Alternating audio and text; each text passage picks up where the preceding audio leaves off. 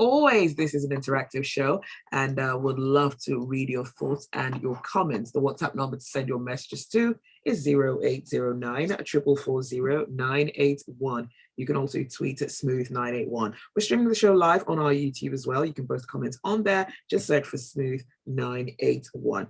I have a guest joining me on the show this morning. And we're talking about the amount the Nigerians have spent on foreign education in 9 months. Guest is Samuel Oyekanmi. He's a macroeconomics analyst with Nairametrics. Good morning, Samuel. Good morning, Zibby. Thanks for having me. Thank you for coming. So, $1.38 billion on foreign education. That is what Nigerians have spent in 9 months. What is the data? What are these figures telling us compared to 2021? Okay, so when you compare that number to the previous year, it's telling us that it's quite low. It's a decline compared to more like 5 or 6 years. I think the lowest in about 5 to 6 years, 2015. Surprisingly, despite the fact that we had a lot of Japa movement last year, we saw a lot of Nigerians move, companies suffered huge mass resignation. So yes, that's what the number is saying, but we suspect some other things happening inside the numbers. But yeah, even 1.38 billion, if you convert that to Naira, you would have been spending over 600 billion Naira. And that's huge for Nigerian economy, spending on a service that you should have in-house. So it's really massive, to be honest. Wow. So what is the balance of payments and what is the impact of this FX spending on it? Okay, so the balance of payment is more like the compilation of all transactions that was done in an economy with other economies of the world. And so basically, he just talked about the amounts that the amount you get abroad, either through offering services or exporting goods, and then the amount you pay outside. So unfortunately, what this means is that if you look at the numbers thoroughly again, see that Nigeria spent $1.38 billion in 9 months, but received nothing. And that's basically just an unfair balance, because you at every point in time as an economy, you want to have a positive balance. So you want to have more income than outflows. But what this does is that it affects the overall balance of payment.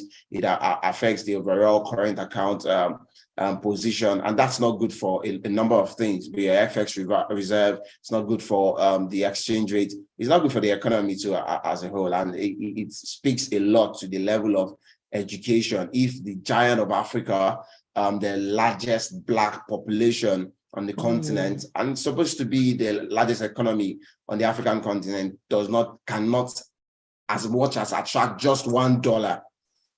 That's really terrible. None of the universities will attract $1 from foreign, so that's really not good. Wow.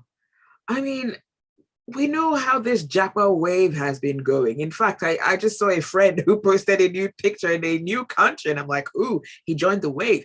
So when you think about how many people are leaving, is there a chance that this data could be understated in any way at all? Yeah, there's a high possibility for an understatement. So the CBN would only cover or would only report data that passes through official channels. But do not forget that the CBN closed or stopped selling dollars to BDC 2 years ago, and CBN had to source for their own FX themselves. So the activities in the market more or less changed, and you saw the exchange rate move from 565 to over 750 and even 800 to 900 at some point. So I suspect that in Nigerians, of course, who do not have easy access to the PTA from the CBN, $5,000 who do not even, it's not really something that is sure, because you have to go through a long process, and it's not enough, to be fair. So a number of them would have to source this FX from the black market, which of course is not going to be part of this number. A number of Nigerians also have started earning in dollars, so they work remotely for companies abroad, earning in dollars, and that dollars they use it to fund their movement. So of course, I believe if you calculate both the informal market, the black market, and whatnot, you'll probably be having significant increase in that number.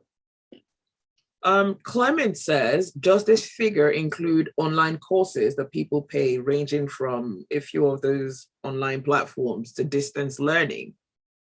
No, it does not. So it only covers the amount that you get from the CBN in form of personal travel allowances for education.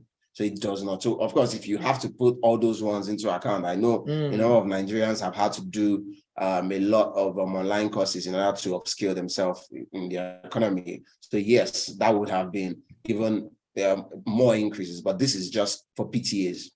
Okay. Well, you're part of the conversation, so let us know what your thoughts are. 0809 440 981. That is the WhatsApp number. Samuel, we spoke about the balance of payments already, and I want to ask this: what's the impact on our FX reserves? Oh, well, the Nigerian FX reserve is supposed to be funded by surplus FX earnings, either from crude oil exports, exports of non-oil goods, and a host of others, even remittances. And when you have a positive balance of payment, those are surplus for you that you can use to buffer your exchange rate or buffer your external reserve. But unfortunately, when you don't have that coming in anymore, at some point, at every point in time, you tend to spend more than you receive. Many of those FX that you're spending are coming in from your FX reserve, and you see them plunging. As of right now, we are less than 37 billion. Just about a year ago, we were over 41 billion after we took some loans from Eurobond issuance and then the SDR from the IMF. So it just gives you an idea of how much our FX reserve is suffering due to the unfair position that we find ourselves in international trade, and then in the balance of payments and whatnot in many areas, education, health, and even ordinary commodity trading. Do you agree with people who call for government officials to be forced to get their healthcare in Nigeria, and that perhaps children of government officials also have to school here in Nigeria? Or forced, let's use the word forced to school here.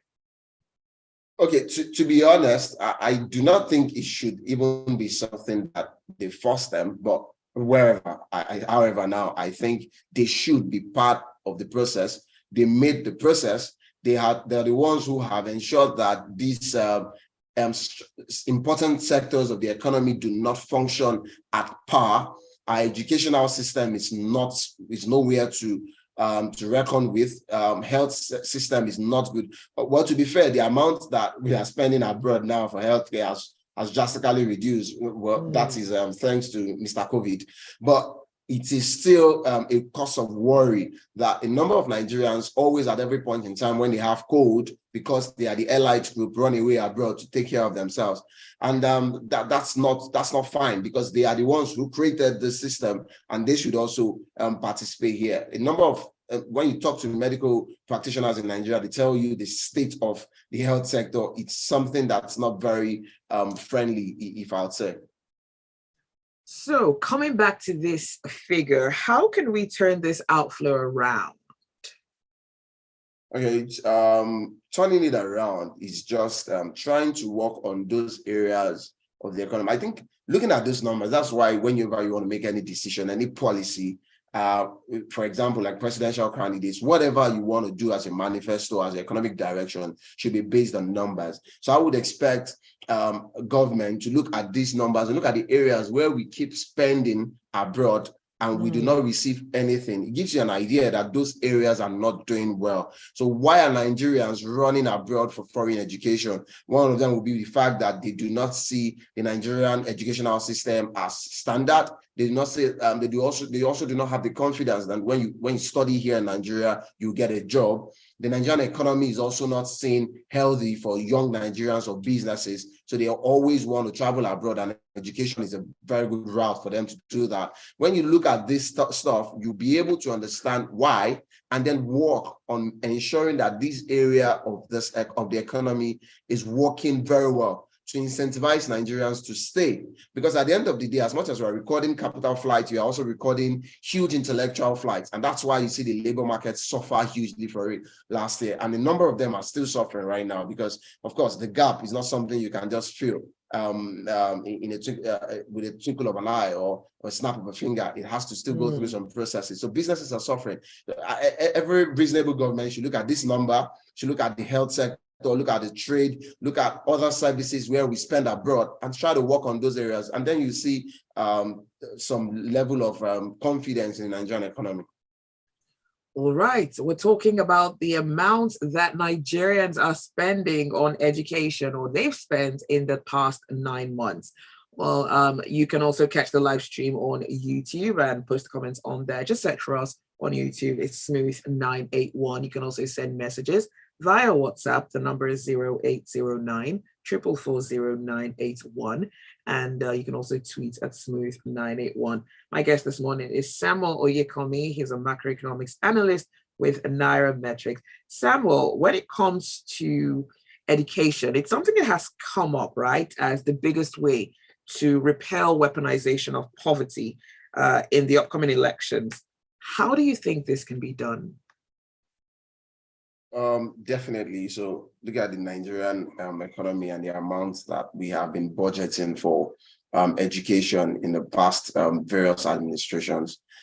Even by UNESCO standard, that is way less than expected. But at least you're supposed to allocate about 20% of your budget for education. And what we see in various Nigerians presidential government anyways has been staggering hugely below 20%. I think we need to invest hugely in education. And then we also need to be very particular and intentional about it, because it's a different thing for you to just even put money there. In fact, the educational system is one very joking, clownish sector of the Nigerian economy, because at every turn you hear issues around strike actions. Strike actions seems to be like a calendar activity that must happen every year, and every government must suffer it. It is quite appalling. And unfortunately, the same thing that causes the strike actions is the same thing ever. It has always been the same thing. And I think government should have looked at this and found a way around it. So even if at all you're going to have strike actions, it should be something different, not the same issues.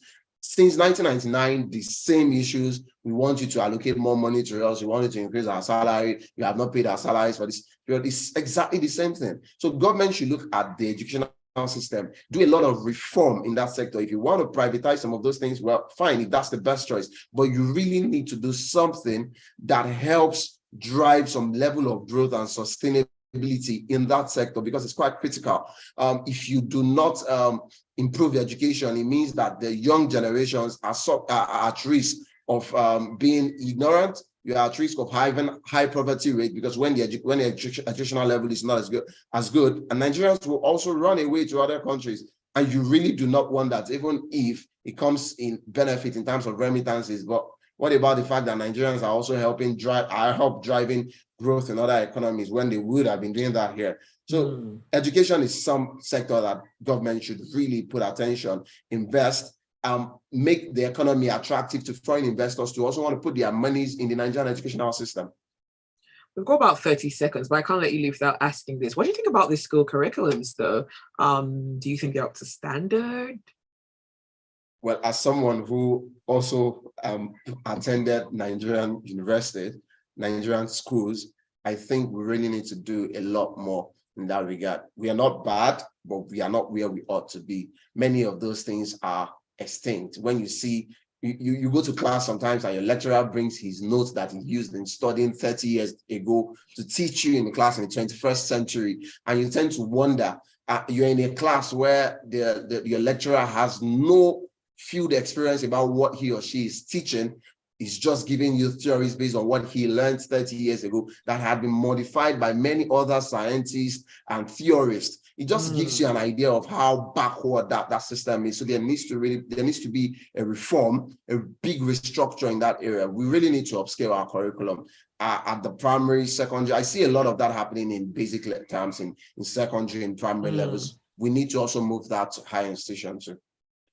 All right. Well, thank you so much, Samuel, for being with us on Business Express this morning. Thank you for having me. That was Samuel Oyekanmi, macroeconomist analyst with Nairametrics. And that's all the time for Business Express. Do stay with us. There's a lot more to come on the Smooth Breakfast.